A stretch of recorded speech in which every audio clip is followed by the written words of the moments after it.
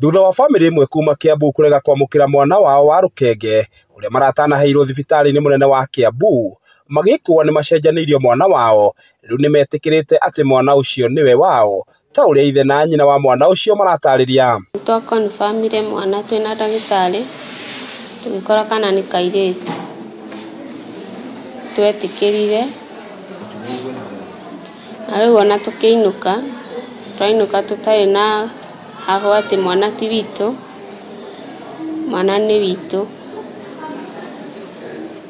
nituhakikishite uguo. Makiaria thibitari-ini ucio ni maugite matire na nganja iria marari nacio na ni maiyukitie mwana wao wa kairitu na gikeno kinene. Furaha yangu ya kuwa baba iko na bado napenda huyo mtoto. Si mtoto nakataa na si mtoto nilikuwa nakataa juu ati ni jeda ya kike sijui. Mimi nilikuwa natetea haki. Hiyo nijue ukweli.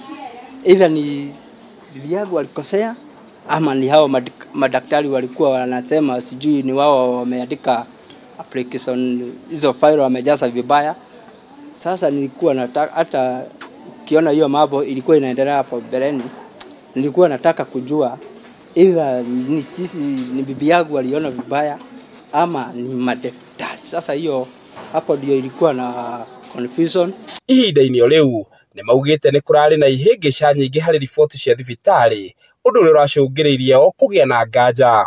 Ona kuhana oro uguo mwana ucio o undu umwe na nyina mari na ugima mwega wa mwiri na ni mahetwo rutha kuinuka thutha wa ngucanio yo gukinya muthia na family kuiyukia mwana wao. For now bibi ameniambia maybe ni yeye hakuona vizuri juu ni mara yake ya kwanza hajai, huyu ni mtoto wetu wa kwanza, so nimemwamini venye aliniambia.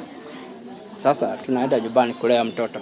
Ngiguithiraniria maria marahanika kaunti-ini ya Kiambu, ritwa riakwa ni Njau ya Kinuthia.